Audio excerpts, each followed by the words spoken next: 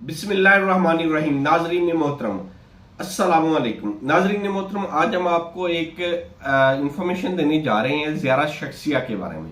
ज़ियारत शख्सिया होता है Saudi family personal visa, family personal visa या पर्सनल वीज़ा, इसको ज़ियारत शख्सिया कहा जाता है। लेटेस्ट अपडेट के मुताबिक जेरीज ऑफिस ठोकर नियाज बेग लाहौर ने ये वीज़ा लगाने से इनकार कर दिया है।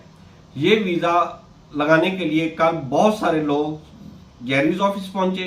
उन्होंने वहां पे वीज़ा एप्लीकेशन जमा करवाने चाहिए, लेकिन उन्होंने इस एप्लीकेशन को एक्सेप्ट करने से इनकार कर दिया। उनके मुताबिक ये एप्लीकेशन आइंदा से एक्सेप्टेबल नहीं होगी।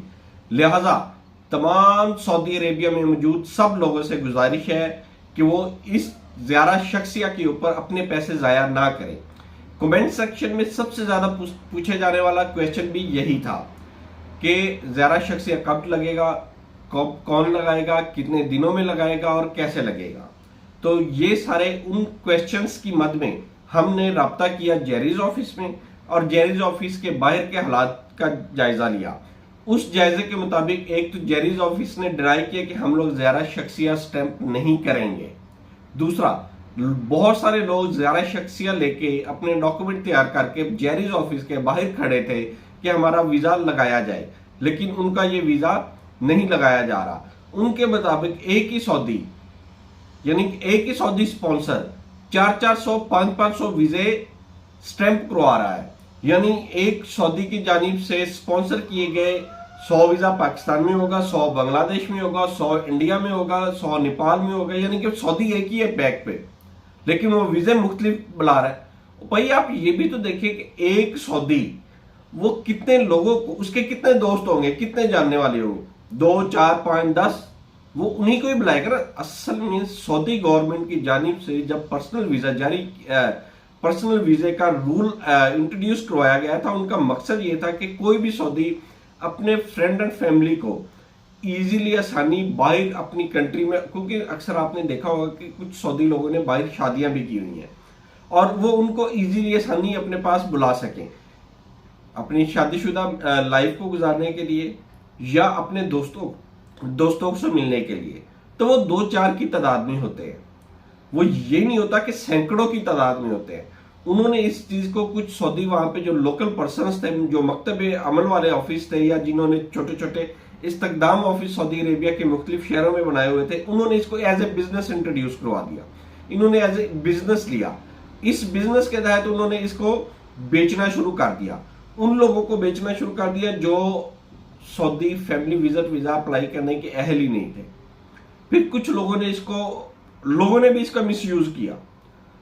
उन्होंने मिसयूज कैसे किया कि उन्होंने अपने भाइयों को, दोस्तों को, फ्रेंड्स को सऊदी से वीजा लेके सऊदी अरेबिया बुलाते, वहां पे उनको एज ए वर्कर यूज करते, उनसे काम करवाते। यानी कि मिसयूज दोनों साइडों से हुआ एक रूल का। सऊदी पर्सन्स ने भी किया और उनसे वीजा लगवाने वाले लोगों ने भी किया, जिस वजह से जेरीज ऑफिस ने पिछले कुछ हफ्तों से ये काम पहले रोका हुआ था, लेकिन कल उन्होंने मुकम्मल डिनाई कर दिया कि अब हम ये काम नहीं करेंगे। तो आप लोगों से गुजारिश है, बजाय कि ज़ियारत शख्सिया के ऊपर अपने सऊदी अरेबिया में मौजूद लोग पैसे ज़ाया करें, इस चीज़ से अवॉइड करें, इस चीज़ को ना लें। आपने अगर वर्क वीज़े पे काम के लिए किसी को बुलाना है तो उनको प्रॉपर वर्क वीज़े पे बुलाएं। अगर फैमिली को बुलाना है तो अगर आपके महीने के ऊपर फैमिली आती है तो वेल एंड गुड, आप फैमिली वीज़ा ही निकलवाएं। अगर आपके महीने के ऊपर फैमिली वीज़ा नहीं होता तो आप अपना महीना चेंज करवाएं। बेस्ट तरीका, लीगल तरीका यही है। आप लीगल तरीका अडॉप्ट करेंगे, आपके लिए आसानियां होगी, मुश्किलात नहीं होगी। पर्सनल वीजे में मुश्किलात है, बहुत सारी मुश्किलात है। आपके पैसे जाया हो सकते हैं, आपके पैसे का बाद में कोई रिस्पॉन्सिबल नहीं होता, क्योंकि वीजा तो निकल आया, वीजे के ऊपर खर्चा भी हो गया। अब आपको कौन वीजे के पैसे देगा? और पाकिस्तान में जेरीज ऑफिस के अलावा इसको कोई और स्टैंप भी नहीं करवा सकता। ये नहीं है कि पाकिस्तान में मौजूद या इंडिया में मौजूद जो लोकल एजेंसीज है वो इनको स्टैंप करवाएं, वो इनको स्टैंप करवा नहीं सकती। उनके पास इस चीज की अथॉरिटी भी नहीं है, ना ही वो, क्योंकि उनका डायरेक्ट सऊदी एम्बेसी के साथ रब्ता होता है। वो सऊदी एम्बेसी से ये काम नहीं करवा सकते, उनके पास ऑथराइजेशन नहीं है। लिहाजा आप शॉर्टकट के रास्ते में, शॉर्टकट को अपनाने में और इन चीजों से अवॉइड करें।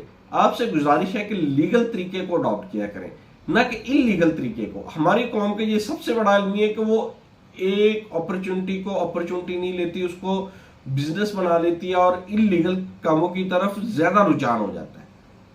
अभी 2 दिन पहले बंदा आया मेरे पास ऑफिस में, मुझे गुरफा तजारिया करवाना है। यार गुरफा तजारिया आपके पास लीगल वेज है सऊदी अरेबिया में, वहां से जाओ करवाओ, वेरी इजीली 35 रियाल में आपका गुरफा तजारिया हो जाता है। नहीं, लीगल तरीका ही नहीं अडॉप्ट करना, एजेंट के पास जाना। यार एजेंट ने क्या कर लेना है, उसने आपसे 100 या 300 रियाल लेने, आप इजीली वेरी सिंपल वो कर देते हैं, कोई मसला नहीं है। जिस बंदे का होता है वो बंदा खुद जाए तो गुरफा तजारिया हो जाता है। लिहाजा आपसे गुजारिश यही है, हम अपने चैनल के थ्रू आपको मैसेज यही पैगाम देते हैं कि लीगल तरीका अडॉप्ट करेंगे, इजी होता है, मुश्किल नहीं होता। आप हमेशा शॉर्टकट ढूंढते हैं और हमारी पाकिस्तानी कौम तो बिल्कुल ही शॉर्टकट के नतीजे होती है। घर से बाहर तो वो निकलना पसंद ही नहीं करती, सिर्फ वो कहती है कि हम घर बैठे बैठे हमारा सारा काम हो जाए। लीगल तरीका अपनाएं, सऊदी अरेबिया जाएं, अपने काम मामलात निपटाएं। हमारे इस चैनल को लाइक करें, सब्सक्राइब करें, शेयर करें। आपसे कई बार रिक्वेस्ट किया कि इसको ज्यादा से ज्यादा शेयर करें।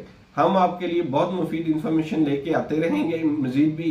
तो इंशाल्लाह अल्लाह ताला आपका हामी और नासिर हो। अल्लाह।